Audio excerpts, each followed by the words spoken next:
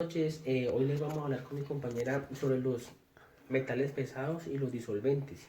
Ok, Jason, cuéntame, ¿cómo se redistribuyen de manera natural en el ambiente los metales y los disolventes orgánicos? Bueno, los metales se distribuyen por el aire en el ambiente, contaminan el suelo y se acumulan en las plantas y los tejidos orgánicos y que después pueden ser consumidos por el ser humano. Bueno, los disolventes tóxicos pueden permanecer mucho tiempo en el medio ambiente sin degradar y así hay muchas sustancias que dañan la capa de ozono. Ok, Jason, por favor, ¿nos puedes contar la relación entre las fuentes de exposición, el transporte y la distribución de los solventes orgánicos a los diferentes órganos y cómo se cumple su excreción? Bueno, mira, en los solventes orgánicos son distribuidos y transportados a través de la combinación con otros agentes para disolver materias primas, por ejemplo, como las pinturas. Bueno, y son ingresados al cuerpo por la absorción por la piel y por la inhalación. Bueno, los disolventes orgánicos son liposolubles que tienen afinidad con los tejidos grasos y tienen como fin como de acumularse en los órganos. Jason, cuénteme, ¿qué factores del huésped influyen en la toxicidad de los metales y los solventes orgánicos? Bueno, listo, te voy a nombrar unos, por lo menos en los metales.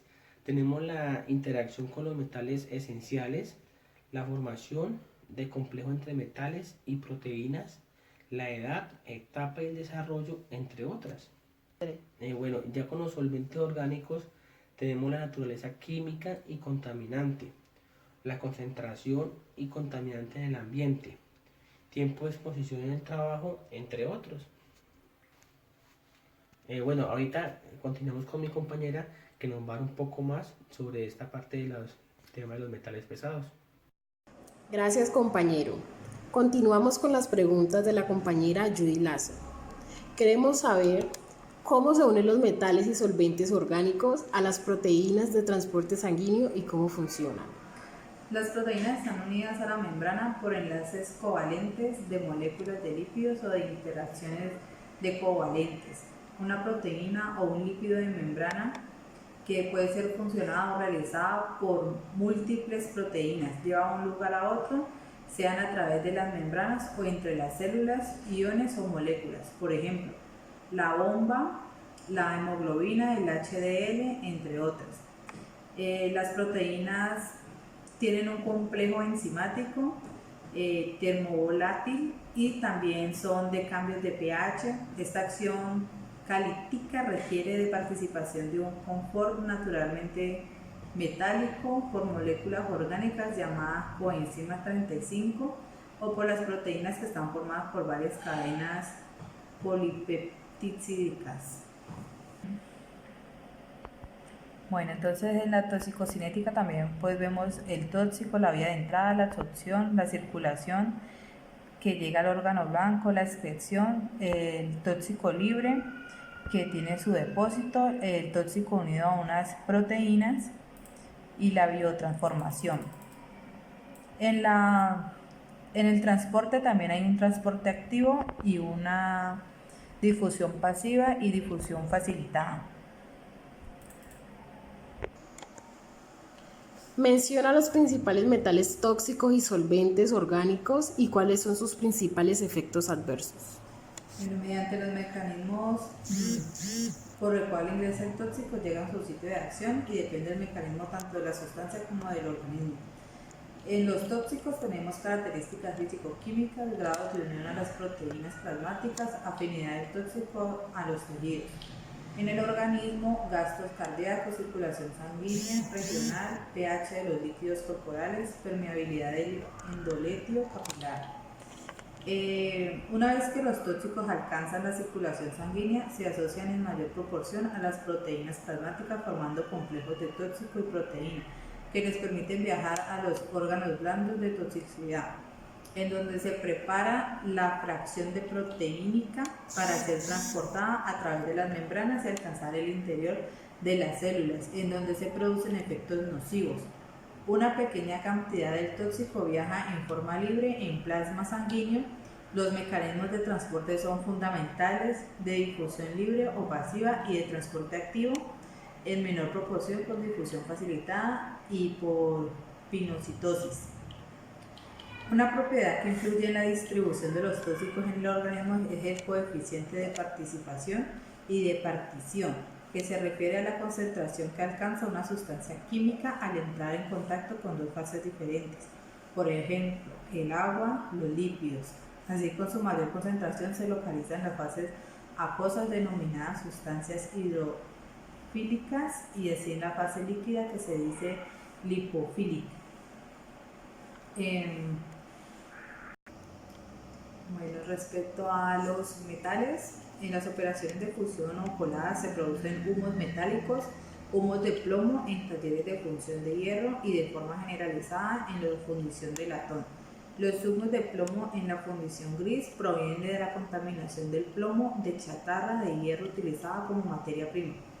Casi todos en plomo absorbidos se unen a eritrocitos. Los compuestos alquino del plomo insolubles en agua se absorben con facilidad a través de la piel intacta. Su liposolubilidad permite una acumulación en el sistema nervioso central. La fracción libre del plomo difusible en plasma se distribuye en el cerebro, riñones, hígado, piel y músculo esquelético, en donde se intercambia con facilidad. El plomo atraviesa la placenta, por lo que las concentraciones fetales se correlacionan con la interna. El hueso es el principal sitio de depósito del plomo en la matriz, o sea, de la manera similar al calcio. Dentro de las células, el plomo se une a los grupos sulfohídricos e interferibles con múltiples enzimas celulares, como la interferencia con la síntesis de gemes para formar una hemoglobina. También se une una membrana mitocondriales e interfiere en la síntesis de proteínas y ácido nucleico. La vía media del plomo se estimula de 5 a 10 años, se elimina por riñón. Las manifestaciones clínicas varían de acuerdo a si el plomo es inorgánico o orgánico y si es una intoxicación aguda o crónica.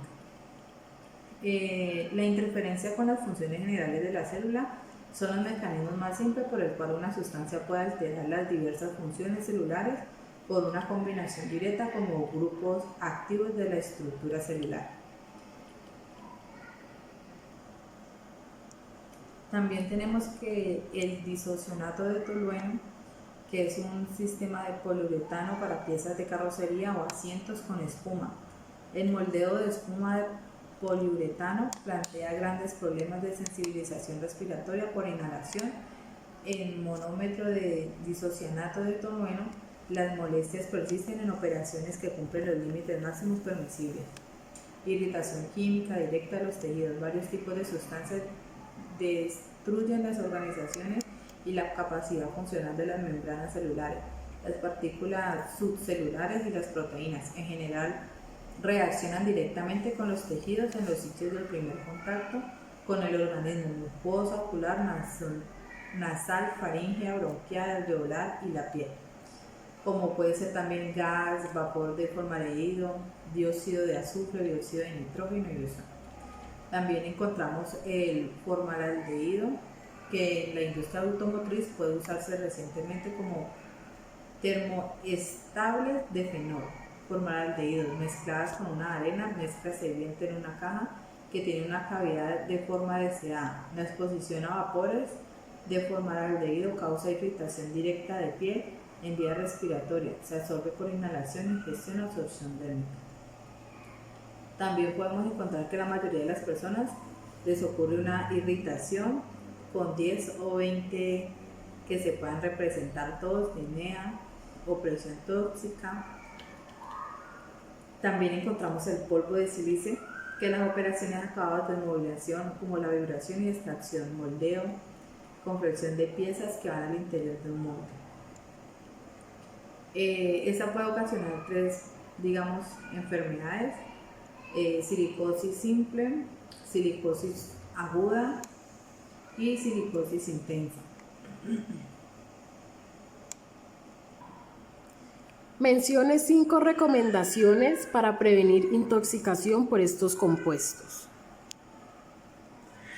Bueno, como ya hemos dicho, el arsénico, el mercurio y el plomo pues son como los metales más fuertes. Entonces, para ello se tiene que crear, se tiene que dar el uso de elementos de protección personal para todos sus empleados como tal, que se cumpla también como con la normatividad vigente e implementar algún tipo de estrategia para el cumplimiento de estas normas, dándole prioridad a todas las causas antiguas en las que de pronto el personal se haya habido perjudicado. Proporcionar, digámoslo así, el plan de primeros auxilios en caso de que suceda algo, exigir que los contratistas realicen sus pruebas como tal de ingreso, de ver cuántos niveles de plomo o de estas sustancias tiene el organismo, que tengan también su debido chequeo antes de ingresar también a la labor. También se les puede exigir tanto al contratista como al empleado su capacitación sobre el manejo de estos, el uso de PP, los cuidados que se deben de tener.